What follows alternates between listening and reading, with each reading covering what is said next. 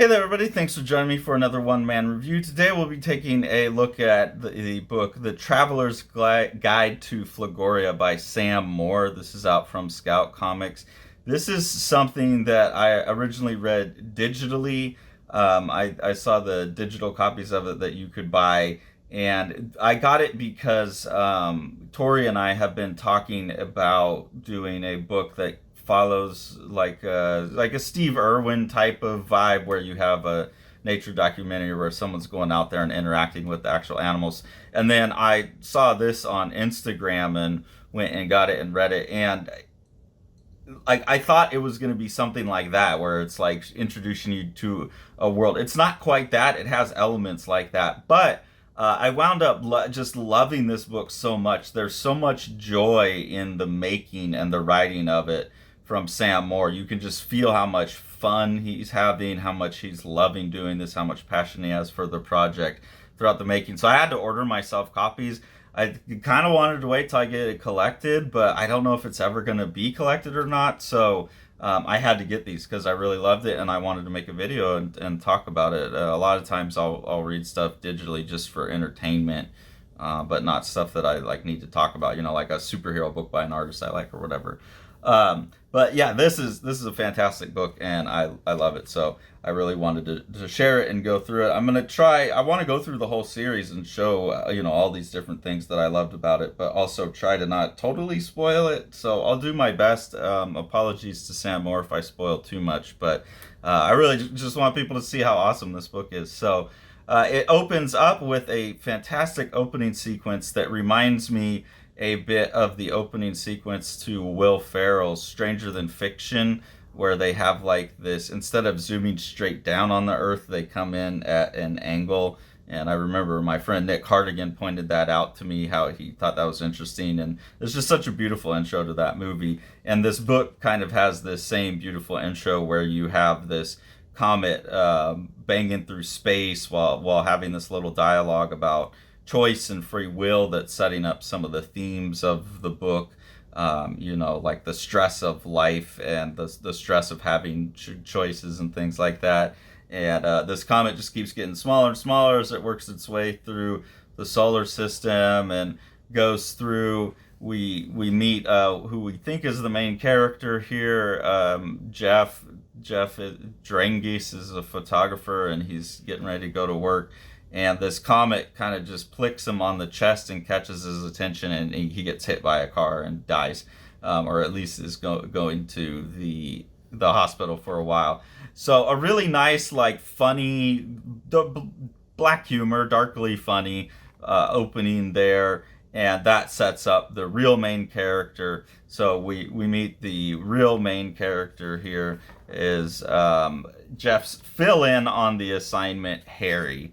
Harry is someone that's plagued with anxiety, and you see this generalized anxiety represented here with all of these like extra thought balloons, just the inner chatter. So that's something that caught me really early on, is like I experience life as my own voice in my head rather than visuals or anything. So the chatter can be a lot, and that represents that very well and gives a real sense of like what Harry's going through and who he is as a character right away. He's getting sent out just to deal with the local quack in the area. So that's this character named Jork. And Jork claims that he's from another world and this stuff, so people don't believe him, but they do a news article on him every year. You can see something else that's really awesome is, since we have this like alternate reality thing going on in this story, Flogoria being another world that Harry's going to go to pretty soon, you get all of these ads that are basically things we recognize, like the sea monkeys here, but it's got this alien text on it.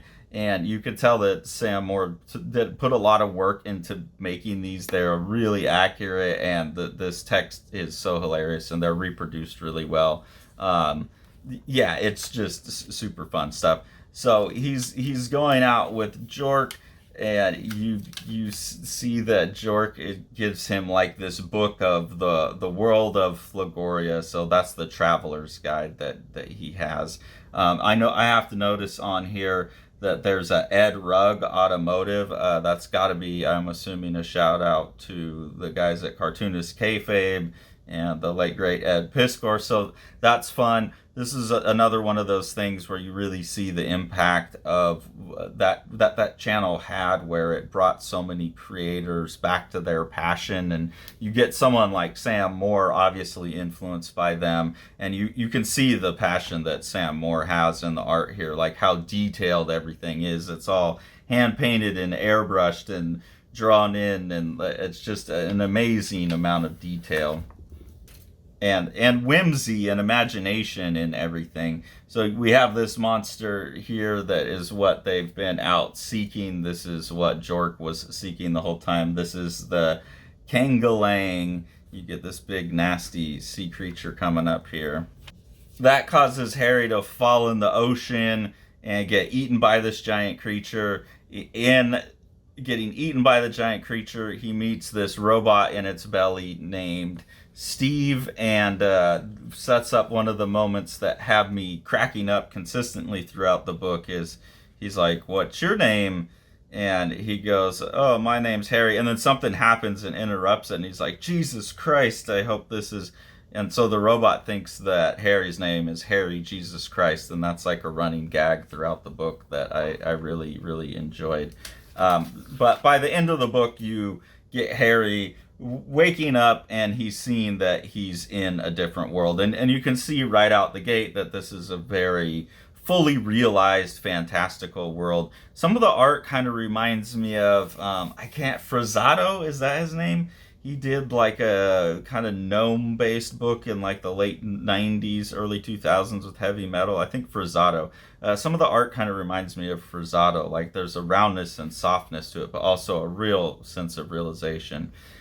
So yeah, in issue 2, we have Harry has obviously woken up in Flogoria, and you're getting to get to know the world. You get some of these really fantastic environments. Again, you know, you can see Sam Moore's never like chincing on detail. Everything's very, very fully realized.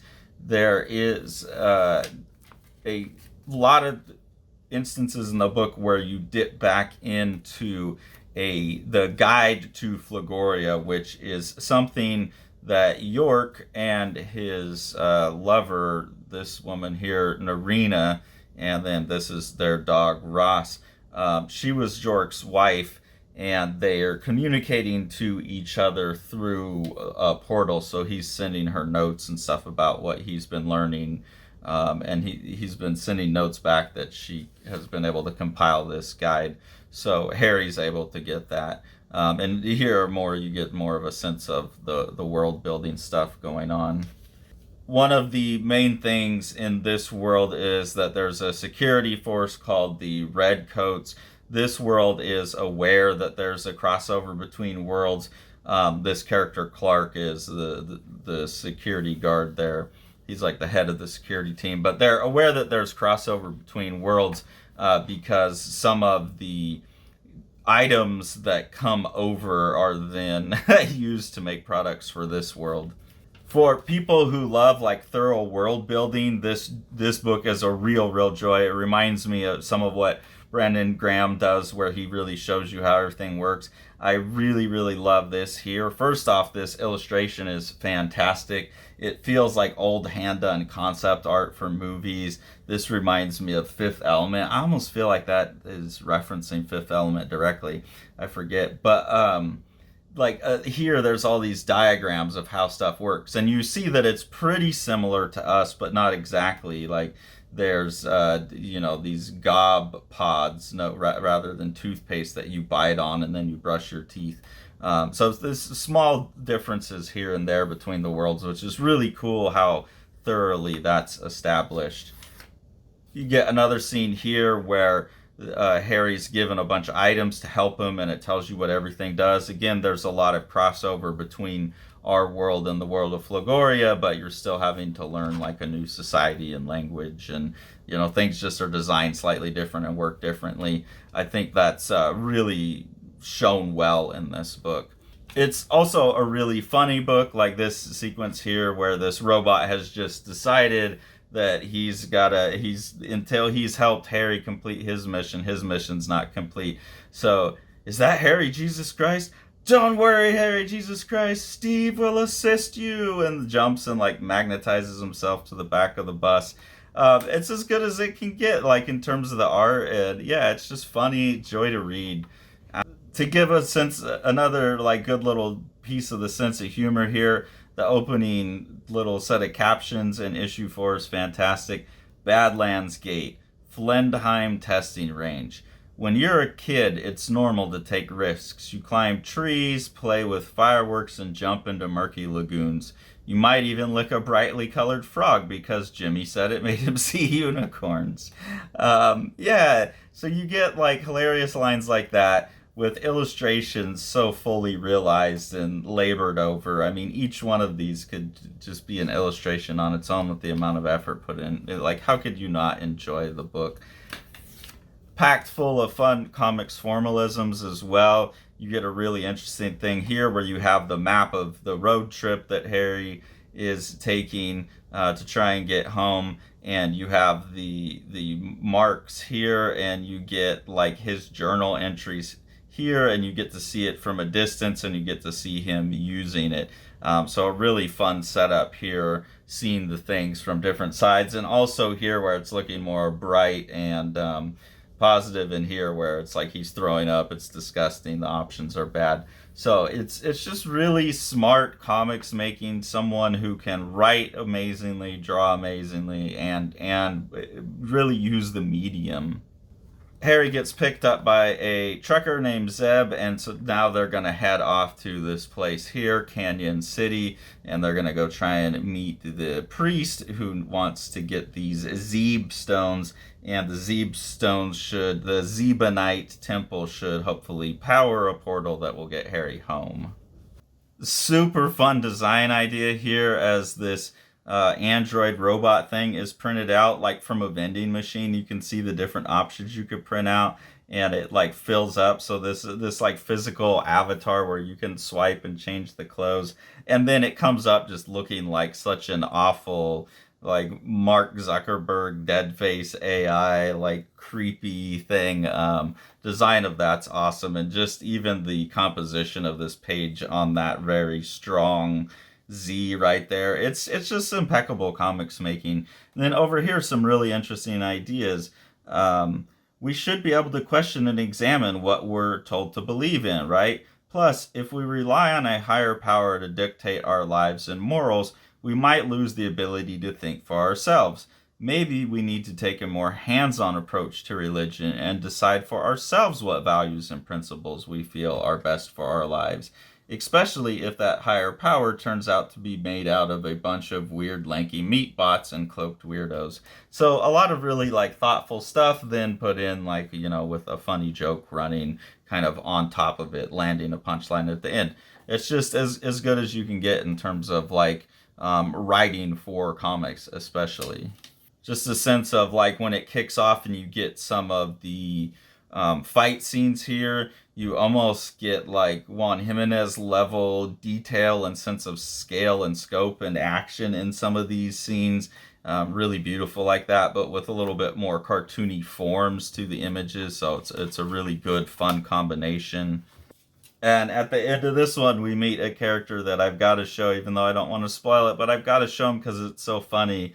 This is Colin the Barbarian, and he's basically been ordered by an app to help fight for Harry, because Harry's obviously is someone with anxiety having a hard time with this trip. That's another theme of the book, is just having to live up to something that you don't think you can do, finding out that you have the strength to do things you don't think you can do. And that's very touching and meaningful to me with a lot of what I've gone through over the last couple of years. Opening to book 6, amazing art right out the gate. Yeah, just totally beautiful stuff going on there. Some more just really funny stuff that like laugh out loud for me. They're out bartering now with Colin the Barbarian to see how they can get his services to complete their quest to get Harry Jesus Christ back home. And he doesn't want anything they've got really, but then he goes, "Oh my God, It's a fancy last snackleberry lip moistener. Give it to me and we'll call it even. And then pointing out, like, oh, I live in the desert, so my lips are always dry. Just quirky little moments that make it stand out, that make it its own unique thing, that make it not fall into any kind of set pattern for a genre or something, really pushes this work. And as great as the art is all along, you can see by issue 6 that Sam Moore is now like, yeah, you see that kind of Juan Jimenez type of stuff. You see some of this kind of really cool framing things like this almost Jeff Darrow level of detail, but also hand painted. I'm seeing like a really, really powerful artist, someone that I would hope to see like a Moebius length career out of making work here. And that's why I had to buy this book and share it. Is like, after I read it and then went and followed Sam Moore on Instagram, I just saw Scout Comics promoting it. Um, I saw him talking about, like, like he was really appreciative for the chance, and it seemed like he wasn't sure if the book had sold well enough that there would be more, that he would be able to do more, that there would be a collection.